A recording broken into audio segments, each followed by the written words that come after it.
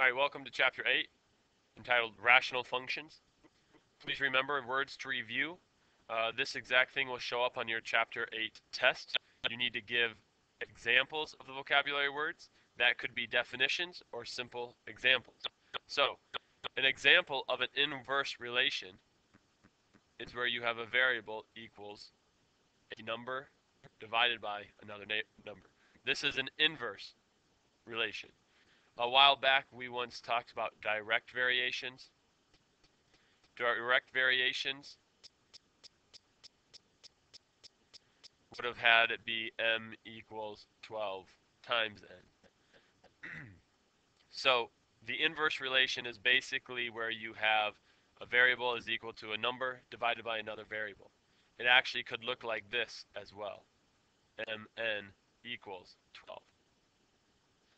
The constant of variation for an inverse relation is this number, is the 12. So for this example, 12 is the constant of variation.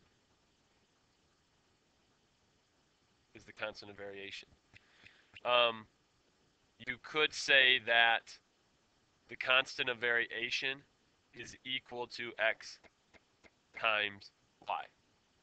If you wanted, if you were given some x value and some y value, you would say that the constant of variation equals xy. For here, this example, it's that. A joint variation, an example of it would look like this. Q equals 6.5 times r times t. Now what you can see from this joint variation is that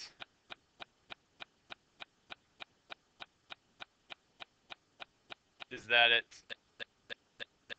occurs when a quantity varies directly with two products of two or more other quantities.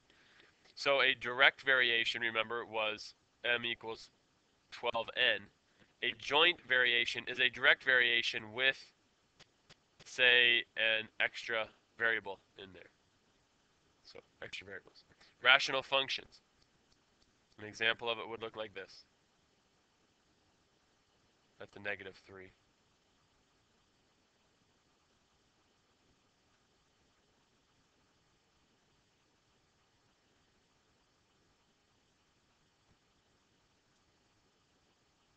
So -3 over x plus 4, and then a -2.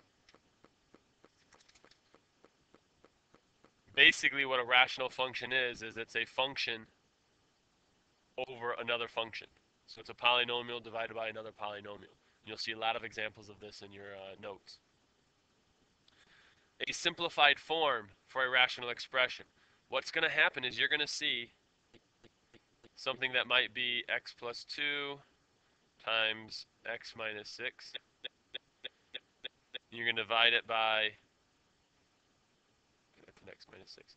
And x minus 6 times an x plus 7. And what you should notice here is here, x minus 6 in the numerator, x minus 6 in the denominator, those two parts simplify. So your final answer ends up being, your simplified final answer ends up being x plus 2 divided by x plus 7.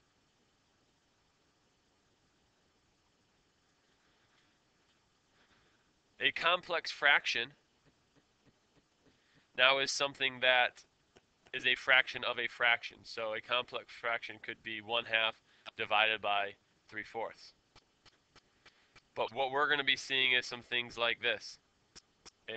With some variables, 6 over x divided by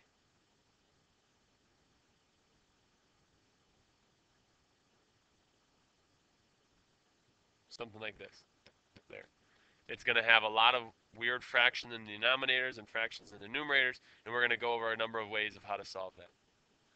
Cross multiplying, you're used to seeing cross multiplying with one variable like x over 2 equals 4 over 6. So we cross multiply by saying x times 6, 6x, 4 times 2 equals 8, and then you would say that x equals 8/6. For us, cross multiplying will end up looking more like 6 over x plus 2 equals 14 over 3x plus 12, or plus 4, we'll say. So now it's the exact same setup, except you're dealing with polynomials instead. So like before, you still do 6 times that. You end up 6 times 3x plus 4 equals that times that, 14 times x plus 2. And here you're using basic algebra to solve. So remember, when you take this on the test, you're going to need to know what an inverse variation looks like. An inverse variation would be y equals k over x. A constant of variation would look like this right here, but any example of it would work. Joint variation looks like this. Rational functions have numbers, has basically an equation in the denominator. Simplified shows some canceling. Complex fractions have fractions everywhere. Cross multiplying is just like we used to. So this should help you with your on your test and help you be aware of what we're doing throughout the chapter.